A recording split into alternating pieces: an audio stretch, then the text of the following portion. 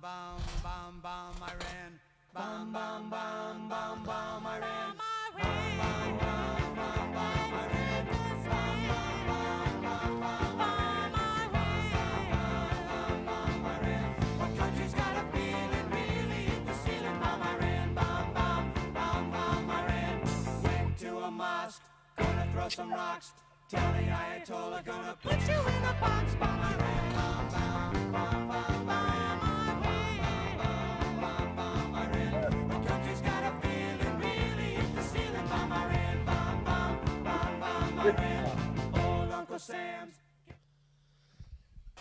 Iran. So welcome to Behind Enemy Lines, folks, with Terry and Mike. I guess what our show's about tonight. Well, and the Ayatollah might already be no more. Again, this is unconfirmed. We just got a report in from a couple different media organizations that are following this, 2CTV and others, that bombs just went off right at the bunker the Ayatollah and his son are hiding in. Oh, thank God. So for those of you not familiar with that song, young folks, that was Vince Vance. From 1980. I graduated high school in 1979. Yes. Thank God for hair plugs. Severino. This is terrible. I wasn't born when that song came out. Oh, fuck. So, Vince Vance, little background. My cousin, Johnny Newsom, he's like my brother. He passed away. He was Santa Claus in Vince Vance's show. My wealthy uncle actually financed. He did a music video. I don't know how many years after that when it started taking off, right? MTV. Yeah. Because my uncle spent all the money on it. My cousin was Santa Claus in a Christmas song with Vince Vance. So I was like shocked when I was like, I remember that song. 1979. Everybody remembers what happened with Iran and overthrowing the government and the hostages. Yeah, you talk about the mosque and right in the song. So the biggest mosque in North America from a square footage perspective is in Bridgeview. That's where I went to Oak Lawn High School, hometown Oak Lawn, Bridgeview. Bridgeview is the biggest mosque in the United States from a square footage perspective. I think the biggest population of these Muslims are outside of Detroit. I think that, Dearborn. Yeah. And one of my friends who's no longer with us now, Mike Sanka for Oak Lawn High School folks, he was at a red light at 95th and Ridgeland, and he got in an argument at the red light, and he got out, tough Southside guy, to fight, and it was 3 Arabs, and they were yelling. They beat him up. Mike was a tough guy, but they were yelling, PLO, PLO. Did anyone remember PLO? Mike, are you too young? The Palestinian Liberation Organization, good old Yasser Arafat. We're like, what the fuck is PLO? All of this stuff was bubbling up, and when we were in high school. And then I remember him talking about the military, how to change their warfare and get ready for terrorists. We're like, oh no, we don't have to worry about that shit, right? I mean, that's what we thought. 40 years ago, this song came out, and we're still worried about those stinky camel ass-sucking scumbags that are trying to, death to America. It is time to bomb Iran, or at least just do the Moabs on top of their nuclear sites, right? Yeah, well, I think that's kind of what we're going for. So there's another, again, unconfirmed report that 2 B-2 Spirits took off from Diego Garcia and then shut their transponders off. Now, there is already a reply.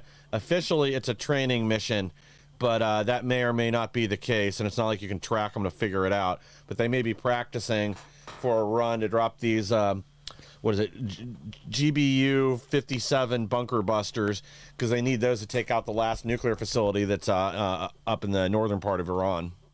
Oh, my God, I forgot to send this to you before we started the show. Sorry, I keep swearing. Sorry. It's hilarious. I don't think you guys can see this here. You can't. No, send it over to me and I can grab it real quick. From Donald Trump. It's even in the middle of wartime. If Iran doesn't surrender in the next 24 hours, I'm going to drop Chris Christie on them. Thank you. And do we have a plane big enough to carry him? Is that hilarious? Dude, that is classic Trump. I'll send this to you. You could probably use it later too. Dude, I hope that's a real truth post and not something somebody doctored. It doesn't even matter. right? Oh yeah, Still, it's in the right spirit regardless. yeah. I mean, Jesus Christ, do the Democrats care about truth? Does Joe Severino No. care about truth? No, Democrats, they don't care about the truth. And so, Yeah. I just want to give you a heads up, Mike. So next Thursday, there's a good chance I am going to be in Phoenix. Oh my God. And so I talked to, remember Mickey, Big Mickey, my big Italian guy? Yeah. So Yep. Mick's gonna co-host if I'm traveling for work. I don't know if I'm traveling for work next Wednesday, Thursday. I think I am. I hope I am. And I'm not really excited about going to Phoenix. Yeah, who would be? But Mickey will be a co-host, and it'll be good. It'll be fun. So I just want to give you a heads up. Yeah. Well, that works for me. Yeah, we got a lot to discuss beyond just Iran still today. You want me to go and pull this first story? I'm downloading that other image right now. Sure. All right, let me save this first. Yeah, too. Man, Annie would have been a good co-host for us today. Yeah, I've got her on with me tomorrow, along with another special guest, another Iranian convert that she actually worked with some prior administrations in an official capacity, but she's an expert on international diplomacy, Iran, and everything else that's going on right now. So we got a good lineup tomorrow morning. Did I ever introduce you to my friend from Chicago, Sargis Sangardi? No, I don't think so. Iran. He was a special forces. He got really, really sick. He was going to be on our show today to talk about Iran, and he during the, he got fucked up from the sorry, there I go again. Jesus Christ. He got messed up from the stuff he did. But he had a surgery at the VA. They totally screwed the guy up, man. He's a really good guy. And so he was raised in Iran, but he was an insurgent. He would go. He's sort of like Joe Severino to the Republicans, but he would go back to like Iran. I'm sorry, Afghanistan and Iraq, right, and get insurgents. So matter of fact, we're going to show some. There you go. That is hilarious, isn't it? I'm going to drop Chris Christie on them. Well, it's better than a bunker buster. Yeah, that might be worse. Well, and everybody will starve to death afterwards. He'll be like a one-man plague of locusts. Not enough to feed the whole country for a few days. Well, he'll show up, and then his army of DoorDash delivery drivers will show up afterwards. So, real quick on Sergeant, sorry, we got to get him on the show. You're really a great, good guy. So one of the things he told me about I thought it was very interesting to me how they would get the people from these other countries like the Northern Alliance. He was working with the Northern Alliance, remember, in Afghanistan, folks, in the very beginning, right? You get them on your side and stuff. And so when we're going to show some of this stuff later in the show, when I went to the quad at University of Chicago, where those scumbag weasel pencil neck Antifa and the college students and the Marxists were protesting against Israel and their pro-Hamas. And he told me that, so I said, like, how does that work? He goes, so for instance, our enemies are watching these Antifa and BLM weasels, right? These punks, like the Hammond brothers that are always pop up in Chicago, right? Those twin brothers, Antifa. Right? So our enemies watch stuff like that. And they see people that pop up on the news like that. And and the insurgents from our enemy side will go and approach people like that. Yeah. I mean, and we've got all these different terrorists and enemies and gang members and stuff, right? Infiltrated our country. So for instance, they said they would watch that. They'd see that in the news. They'd see these people, they would go to those events and they point them out and they start talking to them. And that's how they create people to come after us in the United States of America with terror and stuff. Well, so he'll guy to be on the show.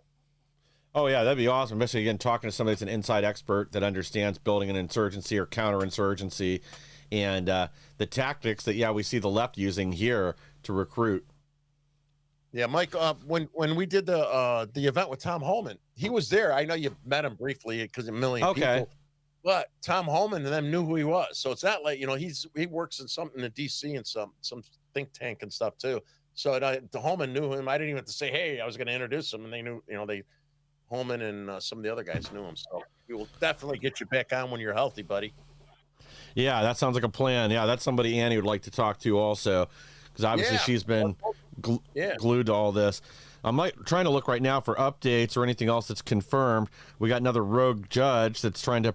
They haven't even done anything yet, but it's a wicked Obama judge bars Trump administration from withholding funding from cities that refuse to cooperate with ICE. So they haven't even done it yet, and they've already got a judge out front trying to stop them from any type of enforcement. Typical, man. Pretty much. I'm going to Facebook. Anyone watching from Facebook, just send some questions. Nancy, Well, here, go ahead. Here, we got this. I'll just pull the first couple stories here. We can discuss those.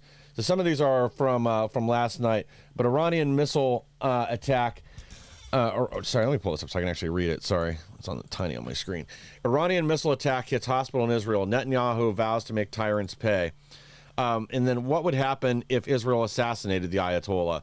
These are the questions they're asking right now. The Ayatollah has already handed off power to the IRGC, the Iranian Republican Guard. So right now, technically, he's powerless, but he's hiding in a bunker. Now, earlier today, we do have confirmation of this, that Mossad tracked down another bunker that IRGC leadership was in, hit him during a meeting, and somewhere between 5 and 30 of their high-ranking operatives were once again liquefied. Yesterday we had 3 planes leave from Iran, fly to Oman, but we still don't have confirmation that was family members in there. This is Bill Robinson. I want to see if I could announce something on the show right now. You keep talking. You know why? Okay. You know, the story's coming up. All right, sounds good. But yeah, we had yesterday, and we don't know who all was on the flights yet. There's still debate there, but the country's already breaking down. That basically, Israel's going to continue their bombing campaign, continue to weaken their government there. We're expecting to see people out in the streets. Yesterday, Israel hacked the state TV and started playing messages from Prince Pahlavi, the Prince of Iran. It's in exile here in the U.S. They played a message from him. They played a message from Netanyahu, encouraging the people to get out and take down their oppressors and end this for them once and for all. And I do think we're going to probably see people out in the streets fighting back, if not tonight, by tomorrow night. All right, Bill said I couldn't mention the story. I mean, well, next I can't announce it yet. Okay. Well, we'll keep that secret then until next time. But yeah, when that comes out, we'll be covering it too. So, I guess I can go ahead and pull our next one here real quick. Crushing Iran because it's terrorist ATM is also a good idea. And we've touched on this before, but one of the main reasons that the U.S. should be concerned with eliminating the Ayatollah and the Iranian government is they're the bank for terrorists around the world. And I know there's a lot of isolationists out there, especially on the right, that don't want to get involved anywhere. And so far, I'm sure we've provided some intelligence, but we obviously don't have any boots on the ground in Iran.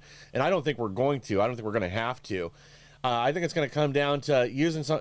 We may end up delivering a few bunker busters, both so that we can wipe out this nuclear facility and then just to liquidate the Ayatollah. Because, man, keep in mind, this is the supreme leader. This is the guy actively threatened Trump multiple times. They had assassination teams here in the U.S. They allegedly handed off some cash to one of the 2 Trump attempted assassins. Now, I don't know that that's true, but we do know they also tried paying another guy to do it that caught. They've already been prosecuted for it.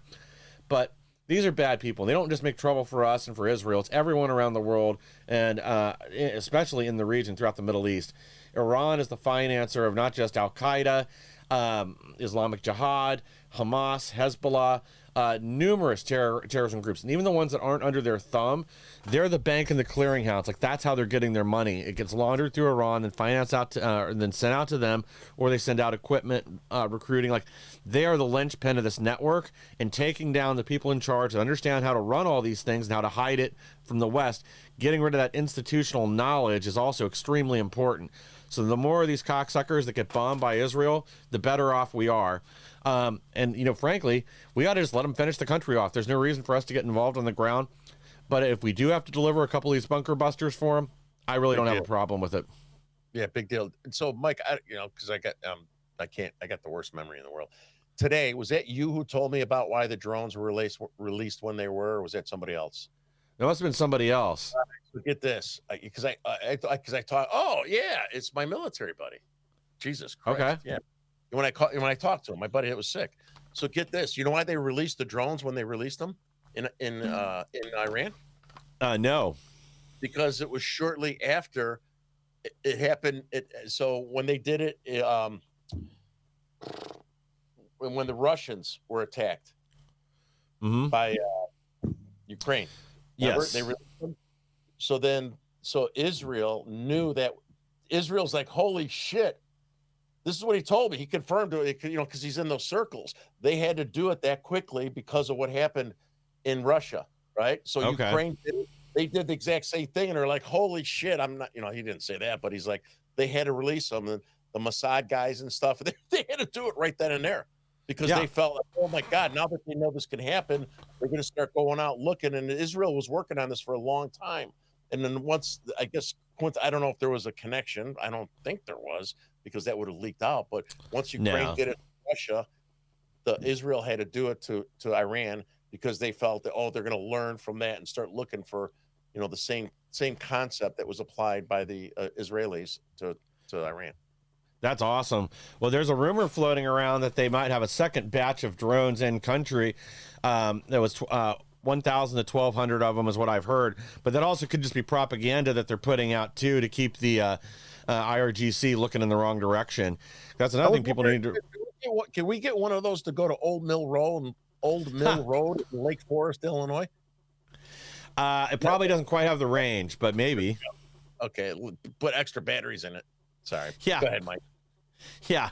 But yeah, supposedly there's going to be another wave of these things, and that's part of what the IRGC is panicking about. If they release another, 800 to 1,200 of these things, again, I've heard different numbers, don't know if it's real or not, but they could again target, 1,000 people, 1,000 IRGC, all their high-ranking people, all their officials, and even if only 75% hit their targets, you wipe out another, let's call it 600 to 800.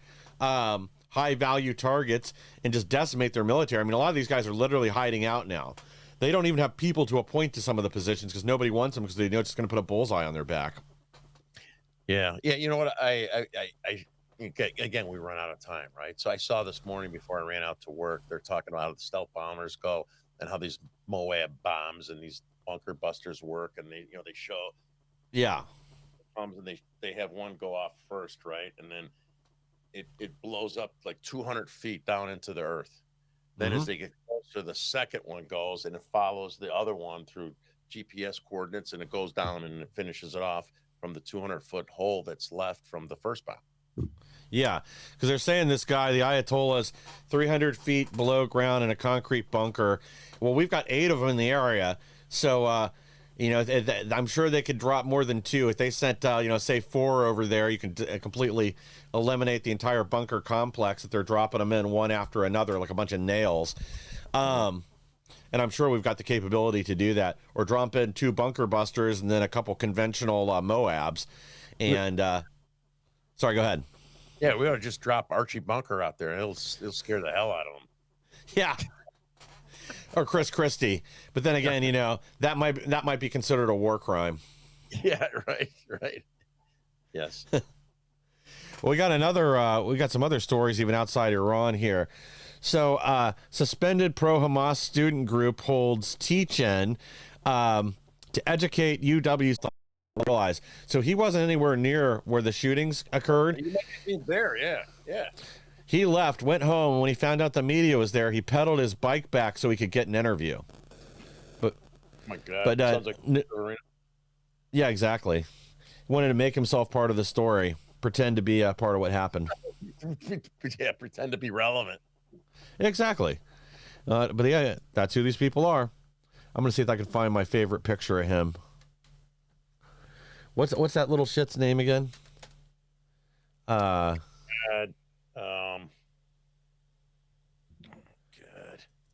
David Hogg. Oh my! How could we forget that? Right? I know how I could forget it. Yeah. Hey, Well, my friend Mickey. Mickey's watching. Mickey. Hey, Mickey. Oh, I'm going to show you. This is my favorite. This is not a fake image. This is not AI. But this is by far my favorite picture of David Hogg. So let me get this loaded up for you guys real quick. And I have no idea what the backstory is, but this is one of David Hogg's glamour shots. Here you go, guys. Get the hell out of here. Is that really that's a fucking joke? No, that's a real picture of David Hogg in some knitted outfit with no leg and no arm. I don't know what he's trying to accomplish with that, but for some reason I don't think it got him any ladies. But then again, I'm still not. I think the only reason they voted him at that seat for the DNC board is because they thought he was a transvestite. Oh, I saw him before. He's Joe Severino's campaign manager. Yeah, could be. Sorry. So from people from Illinois will know what these subtle digs are. Yeah. Well, again, he's a rhino. He needs to be removed. There's several that are running over, well, in different states right now that are all rhinos. They're Democrats pretending to be Republicans. And we got to do something to end that. Yeah. Well, we got some other good news. So, Rep. Annalena Paluna drops bomb on X, demands Congress subpoena George Soros. Why hasn't this been done years ago? Like, we know who funds a lot of these violent protests. We know the money gets laundered through various NGOs and other organizations, but a lot of it comes from this guy right here at the top. And they're already going after another billionaire with Chinese connections, and that they know is directly funding these riots. But we know Soros has done that and more. All these DAs he's put in. You guys are dealing with them there in Chicago. Yeah. This guy does whatever he wants with impunity. And there's warrants out for his arrest in numerous countries. Hungary, they want him for currency manipulation. I think there's a few others. I swear, here's what I don't understand is that, they labeled the Proud Boys, right? The Yeah. Proud Boys. Well, they tried to label them as domestic terrorists. The media labeled them as domestic terrorists, and they're not even close. That guy is a fucking international terrorist. He's an international terrorist. He funds Antifa. He funds all these riots. He funds all these protests. I don't know, not only why he hasn't been brought in front of Congress or the courts, I don't know why someone hasn't killed the guy yet. Yeah, well, he's got good security and good protection. And a lot of people that have problems with Soros end up dying in mysterious circumstances, kind of similar to the Clintons. I was just joking. Yeah, well, I mean, he's had security people make open threats, even to Glenn Beck. Really? Yeah, they reached out. Now, this was years ago when he was still working at CNN, but he did one of his little chalkboard things on Soros and his money and all that. And I guess some of Soros's people reached out and said, Mr. Soros doesn't like the attention that you're bringing to him, and that he should stop it. Mike, you made a mistake. You said CNN, you meant Fox, but then Fox is like CNN now. But yes, it was Fox. No, actually, it was all the way. Beck used to work for CNN at Headline News. It was back when he worked there. Wow. But that was when, so CNN, when they still had Headline News was more like legit news. They left the leftist commentary to the main station. CNN was a 24/7 cable news channel that was kind of like just the facts. Every half an hour, they'd start over from the top of the lineup 24 hours a day. So he used to do like a 1 hour block on that in the evening. So as you're going through these other stories, you want to show the one funny one, the first clip I sent you? I'll tee it up before you go. Unless you got this like really specific agenda you're going through. No, not really. We can throw in whatever. So is that the one with the single student or the other campus one? Yeah, not the guy, the freaky guy. It was the first one I sent you. Then the second one was the guy I was debating with. It was a small segment of it with the guy with the beard and a little scruffy looks like. Okay. But there was a girl with a mask. So let me tee it up before you do it. So I went to remember when all these radical scumbag college students were pro Hamas events and they were on the quad? Yeah. This was at University of Chicago. It was a Sunday morning. I saw those little bastards said that they were going to take down the American flag and burn it. I went, just like I do most times, I went by myself. I posted on Facebook. I'm like, hey, I'm going down to the University of Chicago campus. Who wants to go? No one got back to me. It was early Sunday, before noon. So I put my jacket on. I put a couple cans of bear spray in me. And, they had the little scumbags in the quad. And so I get to the quad. Actually, there was so much stuff I didn't have a chance. So before I got to the quad, there's two teachers. And I had a little back and forth with them. I stopped. I got them on camera. I should have sent it to you, and how they're supporting their students and all this bullshit, right? And so then when I was walking in with all the tents and, little Antifa camp and this chicks with the mask on, and again, it wasn't during forced masking, by the way. And she's trying to tell me I shouldn't be filming, and it's a little aggressive of you that you're filming. We want to. I'm like, wait a minute, aren't you protesting? So Yeah. don't you want to share your protest? I go, when I go somewhere, I don't mask myself. I want people to know who the hell I am and why I'm there and why I'm saying what I'm saying. So that's a little bit of the context. There's so much of this. This is just the first interaction. All right, well, let's roll it, and then we'll discuss. And the Israeli soldiers persist. Oh, that's the wrong one? Okay, hold on a second then. I got one. Weird. Yeah, they will do him later. Well, was it there's only two videos. There you go. Chicago is a two-party consent state or yeah, city, but so. when it's an open space, it doesn't matter. It doesn't matter. But I mean, they could get. Listen, if they don't want, you could have the University of Chicago police come and tell me that, and I'll surely listen. All right. Okay. Just so everyone knows, you are being filmed right now. If you would like to cover up, please mask up. You are being filmed right now. You are being filmed and listened to right now. I mean, don't you guys want people to see what you're protesting about? We just don't want our faces around. But why not? Don't you stand up for what you believe in? We do. Well, then But we don't consent. We just don't consent. Well, I mean, I'm not trying to be combative. I'm not trying to be combative. No, but me neither. if you have a like when I go and do things, I don't wear a mask because I want people to know what I stand and what I represent. Yeah, right? Sure. And so I don't understand. Yeah. There's two sides to the story, and I'm trying to get both sides. Yeah. That's all. It's just really pretty aggressive, honestly. Taking a video is aggressive? It is, yeah. Are you serious? Yeah. But a riot's not. But why you how could you on one hand say you want your privacy, but on the other hand you're protesting and bringing out your voices for a certain for Palestine, and you don't want to you want privacy? Yeah, we're honestly for me personally, I try to demonstrate a surveillance-free alternative life here in this camp where we can live comfortably without the risk of everyone always watching or listening to everything that Well, we that's do. a different topic that I agree with. Yeah, and so in order for us to demonstrate... But when you're trying to demonstrate and get a message out there, usually you want people to see it. That's the reason you're demonstrating. Well, because of people that disagree and are trying to I didn't go to agitate, a nice school. I went to Elmer's College, so I'm not that smart. It's Maybe. not. Oh no, it's not about. It's not. Yeah, it's I'm not about, joking. no, I'm it's joking. not I'm about, joking. no. I'm joking. And I agree that you Chicago people can certainly be snobby, and you are being filmed right now. Just so you know, you are being filmed right now. What a moron, right? Oh, yeah. So I've got a bunch of those, and at the end we're going to show.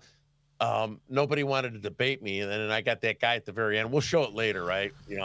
So I found out he was a graduate student in Middle Eastern studies and Muslim religion bullshit. So you'll see my little back and forth. I did do pretty good. There was a bunch of leftists around me by myself in the middle of them, and these kids are so whacked. They're so brainwashed. Oh, by the way, hey Mickey, if you're still watching, I am an alumni of University of Chicago. I am a certified East strategist, so that means I'm an alumni. I graduated from the University of Chicago with a certificate I got in a conference room. I'm being sarcastic. I did. I am a certified East strategist, but I will never tell anyone I'm an alumni from University of Chicago. I will never tell anyone I graduated from University of Chicago, but I did graduate from college, Elmhurst. I have a real degree. Sorry. Yeah. I mean, when you watch this video, the fact again that they don't want to be filmed at a protest, it's because they're embarrassed of what they're doing, or they know there's going to be consequences. They know they're in the wrong. They know what's happening on these other college campuses, and they know that it's a possibility that their scholarships get suspended or they get thrown off when they're camping out. So, how many days did they camp out there? Any idea? No, they were there for a few weeks, I think. Right? Do you know? Yeah. Yeah. I'm pretty sure it was because I think that was one of the longest ones that ran before they finally pushed them off campus because they were harassing Jewish and other students. And again, these people just don't want their violence captured on film. That's really what it comes down to. Yeah, that guy that you showed for the first clip that we'll show later, I saw him on the news later when the police, the University of Chicago has their own campus police there. My cousin was one Yeah. of the cops before a long time ago, and they were pushing him. And that little weasel was there who's trying to be all peaceful and talking about, and then, when we talk about, how the left, like here in Downers Grove, we got all these leftist scumbags in the library. So before every library meeting, they would read the indigenous land acknowledgement or something. Yeah, yeah.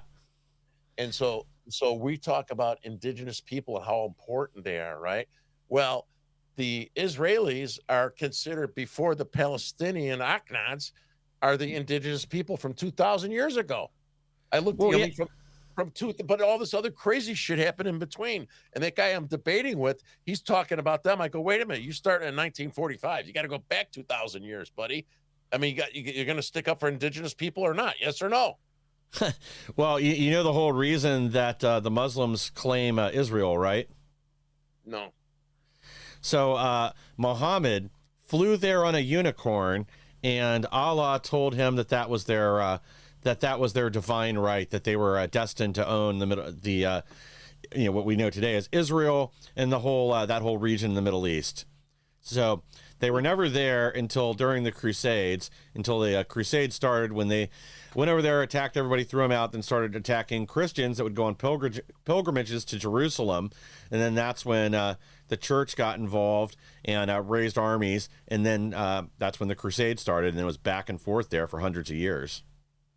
Now that you're bringing up the Crusaders, when I started, it's kind of funny. It's like, I'm a Catholic, and I'll say my joke again. I'm not a good Catholic, but every Sunday I go to confession. I start over Monday morning, so I'm a normal Catholic. But so, like, when I first got into this fight with the parents, defending pornography, fighting pornography. Oh my God, Yeah. Girl's gonna edit that out and say I defended porn. Yeah. Fighting against porn. I had a bunch of grandfathers, Catholics. They would come to, when I go to the library or school, they would come and support me more so than the sons, right? Where their kids are being affected by the schools. And so they would do the rosary before we started our podcast on Thursdays. So I would go to St. Mary's Church and meet with them to do I felt obligated, and I'm not really and then we go drink afterwards. And I'm like, guys, I go, where's the Catholic Church? Where's all the Catholic people helping us? Where's the courage? And this is before all the Venezuelans and stuff that the Catholic Church was helping out, right? I'm like, where the heck is the church? Why aren't they helping us fight for our kids? I go, for Christ's sake, we're Catholics. We had the Crusaders. We were beheading Muslims. I can't get dads to show up at a school board meeting. Yeah, I mean, that's part of the problem now, is the Catholic Church has become so weak. Again, I was born and raised Catholic, but something's happened. Something's changed there. I don't know if it's corruption, globalism, or what it is, but the church used to have fighters. I remember Pope John Paul. He helped take down the Soviet Union. He was instrumental in Poland. He stood up against communism, against socialism, and against all this that's gone on. But the last pope was just an absolute nightmare, and I don't know about the guy that's in now, but we'll see what happens. Yeah, back in the old days, I had great memories when I was an altar boy. First time I had sex was at Our Lady of Loretto, Father Farron, and that's a joke. It's a bad joke. I know my Catholic friends are gonna. Father Farron was really a father, and I was really an altar boy. As a joke, I couldn't help it. I do have a. We're gonna get whines and cries about that. Of course, or struck by lightning. Either way. But yeah. The Catholic Church lost their fighting spirit, and instead has just become a tool of the World Economic Forum, unfortunately. I'd like to see them pull out of it and start actually standing up for their values and tradition again, but they're just totally spineless. Yeah. Morally bankrupt. And coming up on possibly being actually bankrupt. They're having financial problems right now, too. Well, your coffers dry up when you're not preaching the right message that people need to hear. Oh my God, yeah, with the Venezuelans, with the this, and I was joking about the sex thing with myself, right? I was joking with Catholics, but the sex scandal was devastating in itself. I had my kids going to Catholic school over here by my house, right? Yeah. So first I had them in the public school, and then I got pissed off because they didn't celebrate Christmas, and they didn't I remember it was a big deal to my parents, and as a little kid, Yeah. going to holiday stuff and we'd sing. They didn't have any of that, right? Are And you then I kidding went, me? no, and then I walked over to this public school over here with all these liberal scumbags with being inclusive, all this bullshit for the different religions from all over the world. I understand that's great, but they had no more Christmas holidays. I was like, that's when I like screw this. So I moved my kids into Our Lady Peace over here in Darien, Mhm. and so the families and stuff. I loved all the family environment, but there's the enrollment is so down, right? It's so Yeah. low. My kids were honor students and stuff, and they didn't have any. I mean, the grammar schools, some of the public schools have those classes that are better for the kids and the computers and all that other stuff. They didn't have it. The gymnasium had like shit hanging up from 1960, so it was like Yeah. ridiculous. So when the kids went into I don't know, it was 6th or 7th grade, I just 7th grade, yeah, I pulled them out and I put them into the public school, which was a whole different problem again when they were in junior high school.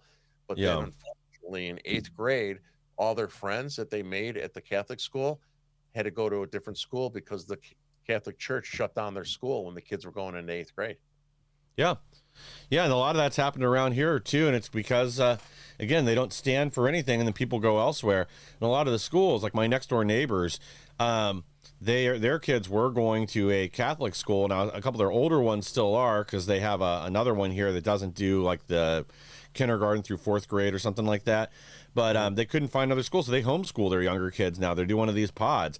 But they're really devout Catholics, and a lot of these churches have just gone totally woke. That's why I don't go to a Catholic church anymore. I was at one a few years ago in June, and they had their little Pride Month lecture and yelled at anybody that was a Trump voter. So I guess this was about 5 years ago now, because towards the end of Trump's first term.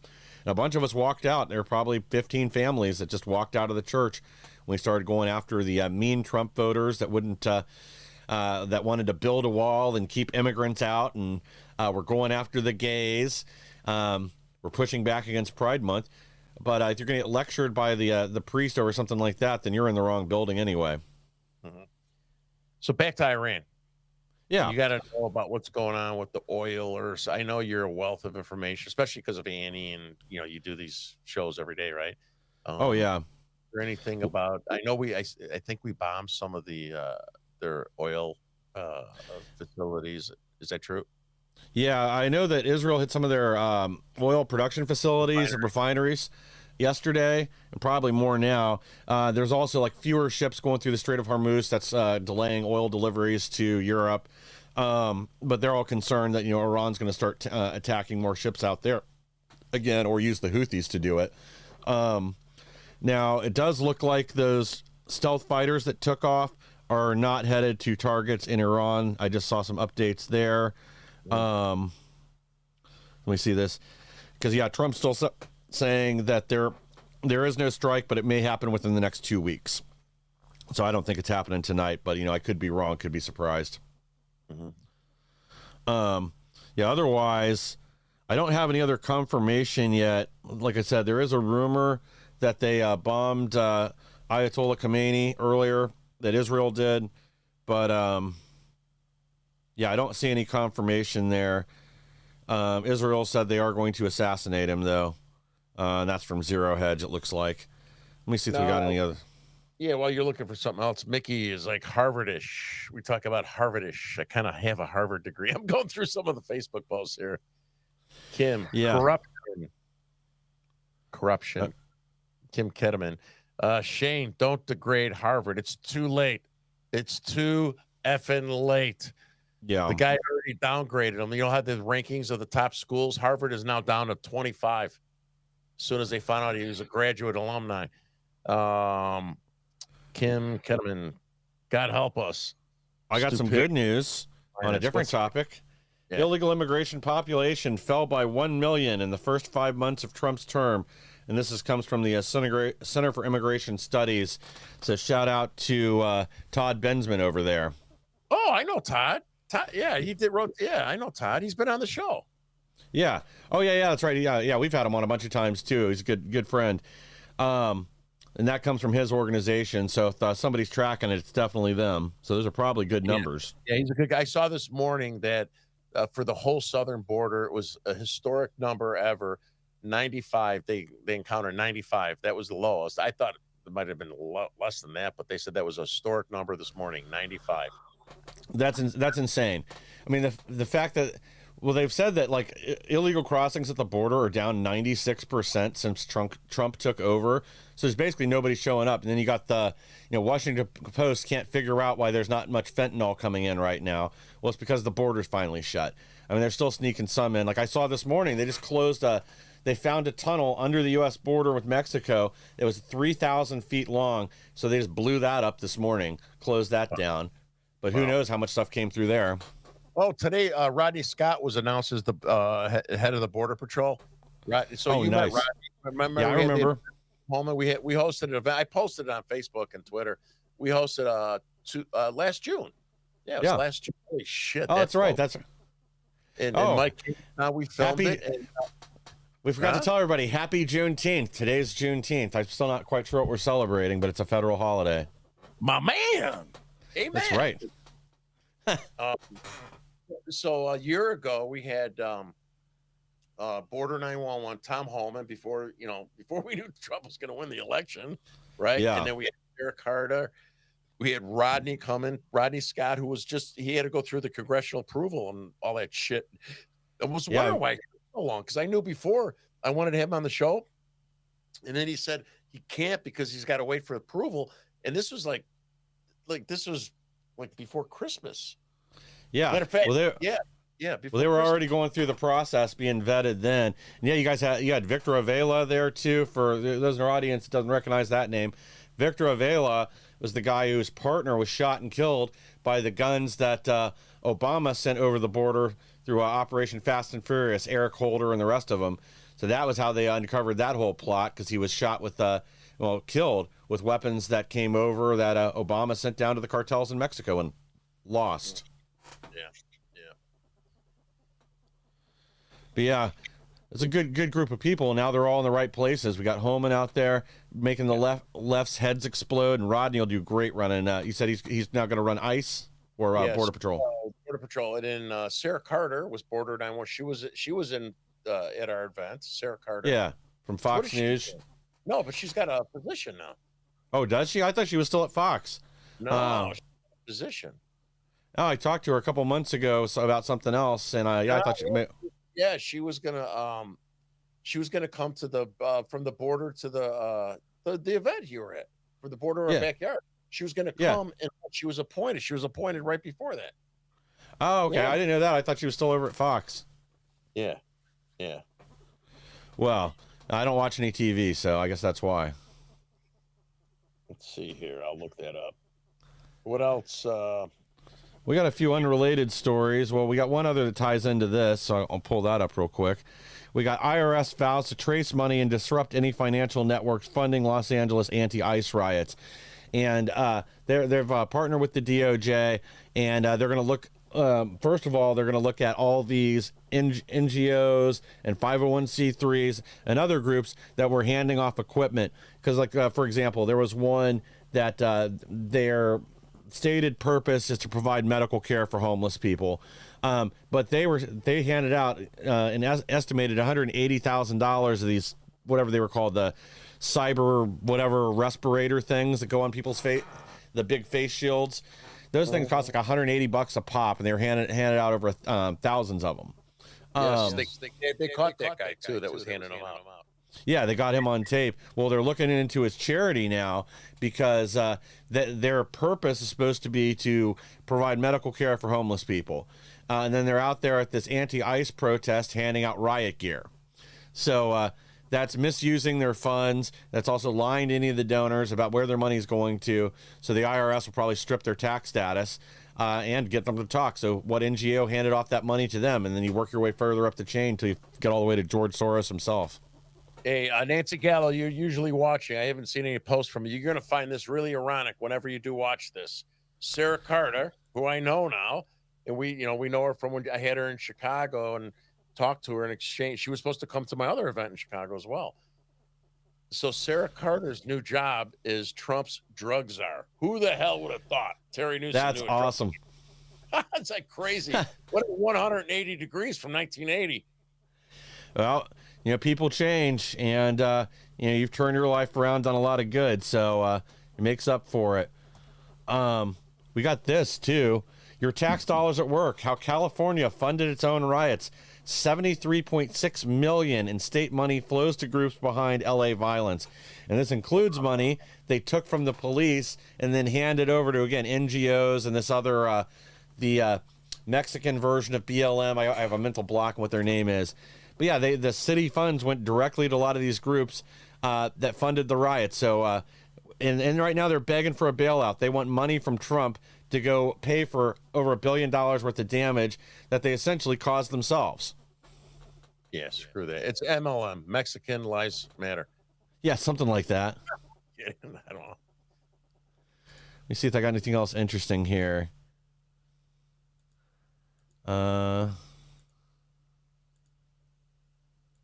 Chinese auto industry. Oh, this is unrelated, but I won't make you guys watch the video. I think I already deleted it. So this was yesterday. Oregon House of Representatives hold drag show on House floor after passing resolution to recognize and honor Oregon's rich history of black drag queens. I saw that. Yeah, show that. That's hilarious. I don't have the video anymore. I deleted it earlier. God. It was crazy. I saw it this morning. These are total freaks. Oh, yeah. Well, yeah. And so apparently there's nothing else important going on in Oregon. So they had this drag performance. I wonder, I hope they had eye bleach ready there for all the reps that were forced to watch it. They had a lot of anal bleach. Yeah, that I'm sure they had on hand. Sorry.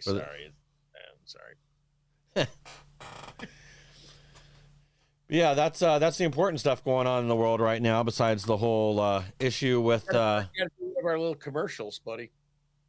Oh, yeah. Here we go. Let's we'll run one of those real quick. Life can be pretty unpredictable, filled with good days and not so good days. And sometimes, the only difference between the two is your level of preparedness. The Jace case lets you be better prepared for whatever comes your way. It contains antibiotics and other prescription medications so that you aren't caught unprepared. With the Jace case, you are able to get your prescription medication before the unpredictable happens, allowing you to turn those not so good days into great ones. Go to jace.com now and get your own Jace case. All right, well, thank you. For Jace case, you better buy one from us. Go ahead. Do it, bro. Yeah, I was going to say, yeah, get if you pick up a Jace case using code BEL 1776, behind enemy lines 1776, go to jace.com or jacemedical.com. And this is one of those things, better to have it and not need it than need it and not have it, especially if you live in Chicago or anywhere else that's going to suffer from the summer of love. This isn't a first aid kit. It's not a Band-Aid box. This has real prescription medications in it, various antibiotics, non-narcotic pain relievers, and other medication that you need if help's not coming.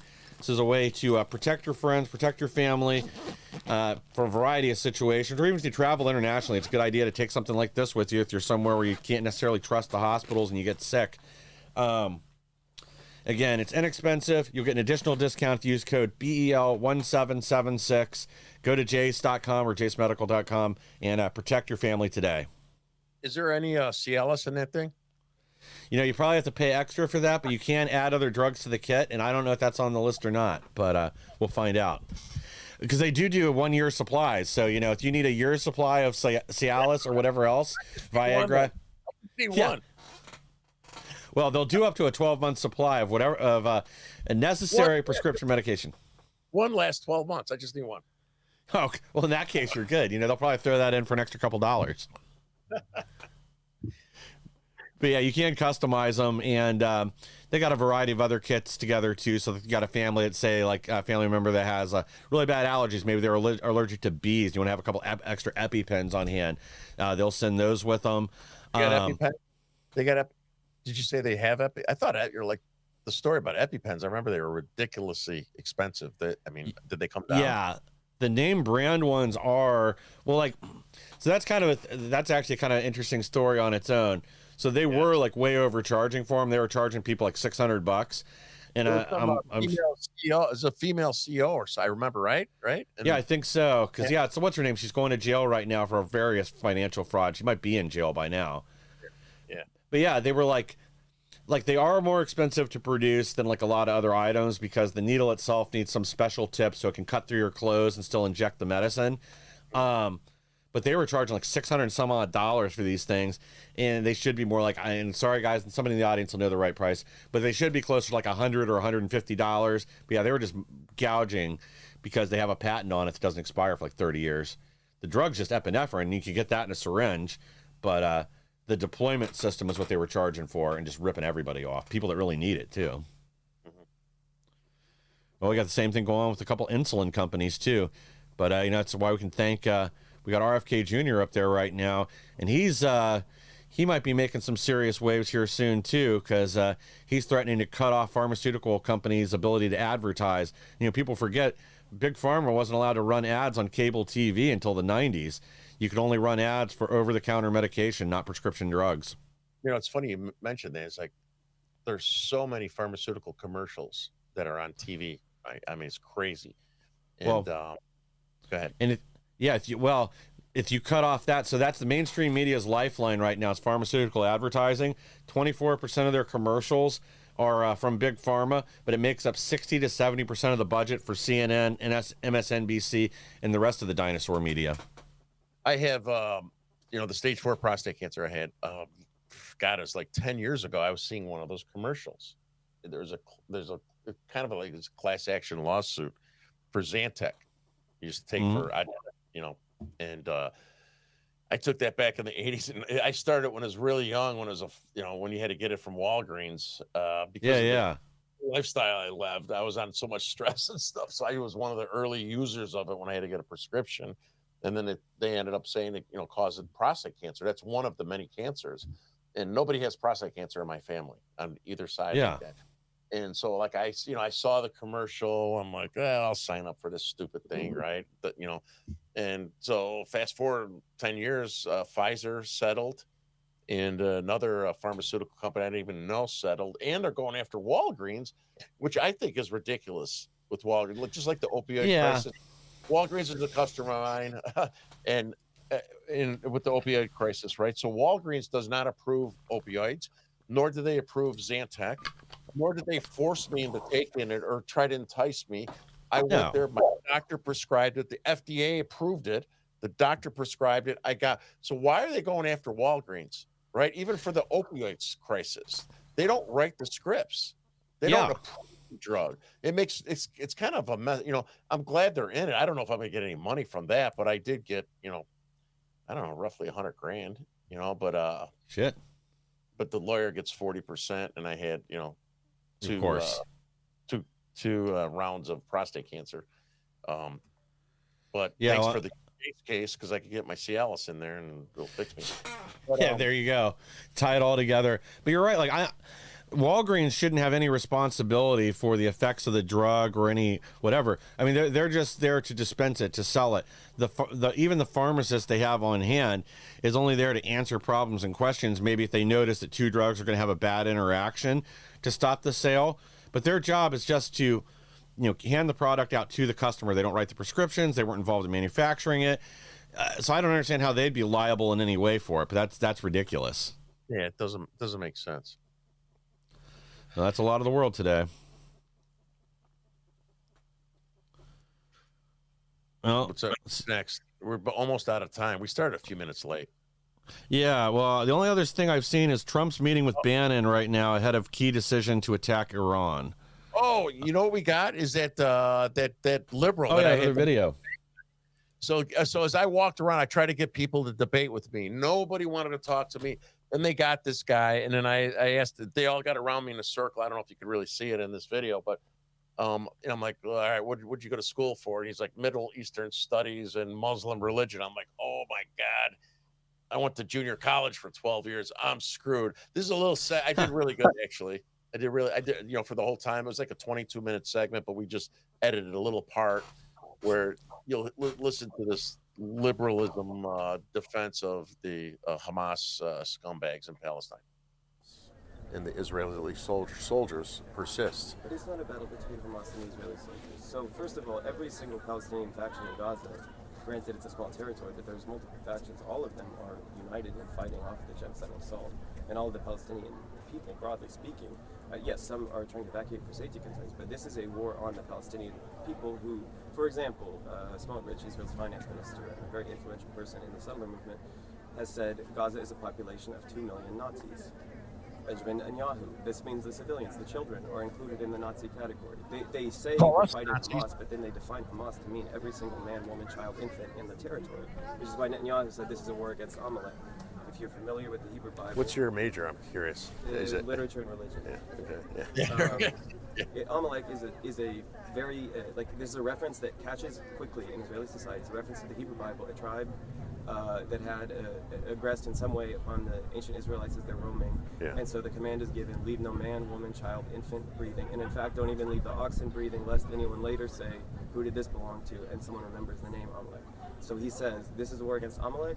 Then you have videos of soldiers chanting, "Remember our slogan, wipe out the seed of Amalek, there are no innocent civilians." It is being understood through the chain of command as a total war of annihilation against the population of Gaza. So that's one part of the He's answer. lying. The other part, if you're talking about why don't surrounding countries take them in, what you are saying, in effect, it sounds to me like, is why don't other Arab countries collaborate with a mass ethnic cleansing as a means of preventing a mass extermination?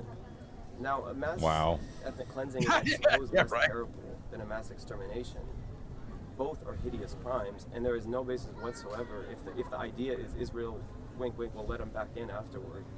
But isn't it two different issues? Like, so 75 years ago, and they won't let them if back. saving life is more important, I mean, we're supposedly accepting, millions of asylum seekers, right, to come here to protect themselves into our country, and coming in, through whatever means possible, right, for violence and all these other things that are occurring in their country. America's taking all these people in.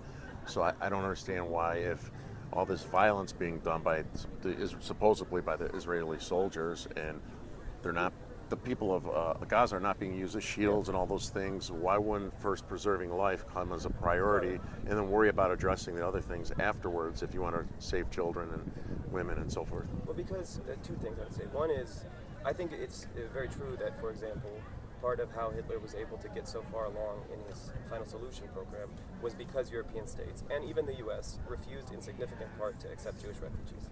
That's a terrible stain on us. Even FDR shipped like 11,000 Jews back to Hitler rather than admitting them. So definitely, it was wrong that we were unwilling to do that.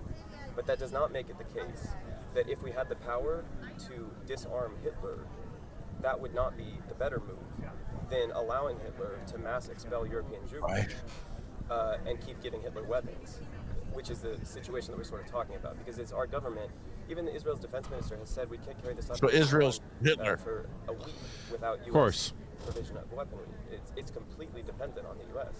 So in that situation, am I going to call for states that I have no say over, like other Arab states, Egypt or something, to take in refugees that will then probably be This guy's got all the returned to excuses. their land? Or Yeah. am I going to call for So my government, which I do have some agency over, to stop giving weapons? Do you think to the that's the person reason who has Egypt's not doing this, because they're worried about them not being able to go back, or they just don't want to do it?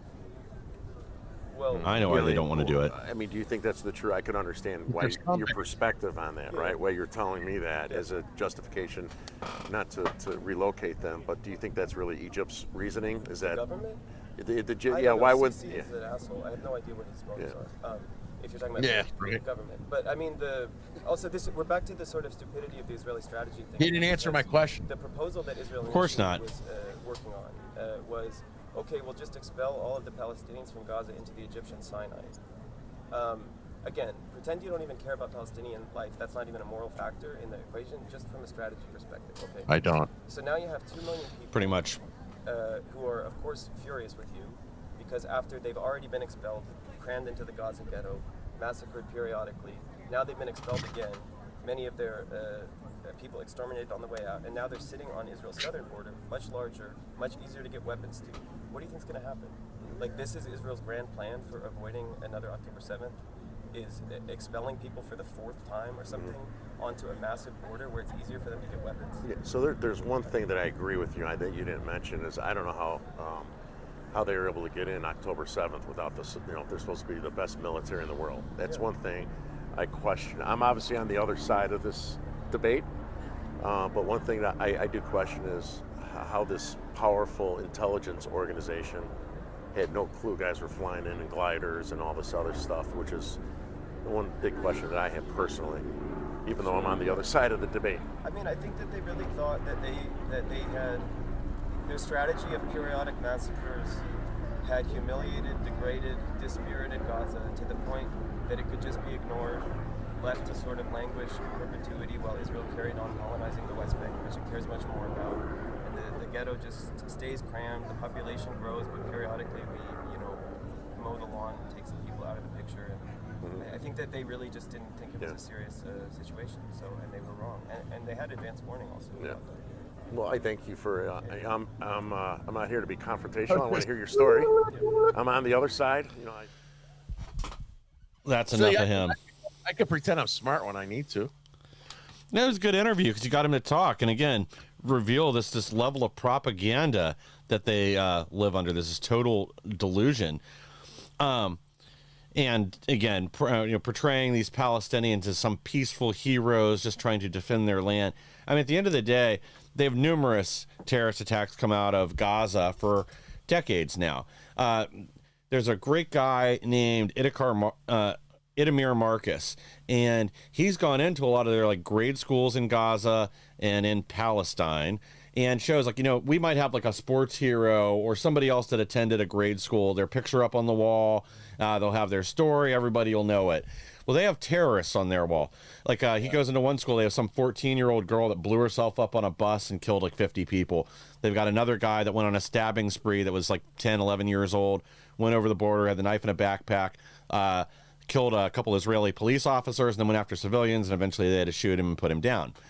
But that's who they glorify. That's who they hold up. That's their role models. They're programming everybody from an early age to be a terrorist, and that's why this never ends. But then, again, they've got good media coverage. Whoever their spinmeisters are very good at it. And it's easy to sell this idea of colonization and oppression to all these young people that are being indoctrinated in our schools. And by the time they get to college, they'll believe this kind of nonsense. They don't have the ability to critically think anymore and start asking questions about why is this really happening. And again, that isn't to say that Israel isn't somewhat culpable in some things that have gone on. They've certainly gone overboard numerous times. But the other problem they have is they don't finish the job a lot of the time. Prior to October 7th, their last big operation before that, and I'm sorry, I'm blanking on the name of it, but Netanyahu, they had, it was Hezbollah they were dealing with that time, I think, and they had them cornered in tunnels, and then at the last minute they backed down. So they let there be survivors instead of fixing the problem once and for all. And that's part of the problem. And hopefully what they're doing right now with Iran, they're not going to back off early, that they smoke the Ayatollah and as many of the rest of the IRGC hierarchy as they can, and then free the people of Iran, liberate the nation, and that you want to really shake things up. And it won't be a final nail in the coffin, but it'll really destroy the terrorist infrastructure. That's how you do it, because Iran is the bank and the clearinghouse for all these people. Yeah, and if they said about ethnic cleansing and stuff, if Israel is that evil, right, and wanted ethnic cleansing, they would have done it a long time ago, or they would have been more aggressive in some of those things that some of those other conflicts, right? They could have been much more aggressive, and they haven't. And I think they just finally got fed up. And again, I still don't know how the hell that this attack happened on October, so was it 7th without them 7th. knowing. I don't understand. That is a good question. And, I've almost wondered too, with on 9/11 and other times, there's examples where we had intelligence saying that something was going to happen, but when it's coming out of a fire hose and you don't know what story's true and what isn't, maybe it got missed. Maybe they thought that, this was yet another deception, just people talking, or that they didn't have the capability to pull it off. And then part of why October 7th was so devastating was a number of their air defense systems weren't being properly maintained. I have a friend, actually, he's out of the military now, but he was a captain, and his job was to maintain and deploy air defense systems. So he gave me an interesting piece of information, and then we later did see confirmation of this, that some of their defense systems, they'd let the grass grow too high, and it was blocking the sensors that they needed to triangulate the missiles coming in. Because to triangulate something, you need 2 outbound sensors that then hit the one target, that gives you your triangle, and then you can determine a trajectory that you've got to fire, whether it's bullets or missiles to take down the incoming target. Well, a whole bunch of them had grass overgrown blocking one of these two ground-based, or one of the ground-based sensors, and they couldn't get a read on the missiles. So that whole system was just totally useless, and that allowed a lot of these rockets to come in and hit Israeli territory. It's crazy. It's crazy. Yeah. I think we're running out of time, Mike. It's your close. Do your close. All right. Well, all right, guys. Yeah, we are out of time here. Please like, share, and subscribe. Help us to grow so we can bring more people the news the mainstream media doesn't want you to hear. And we'll be back next Tuesday with even more. Jason.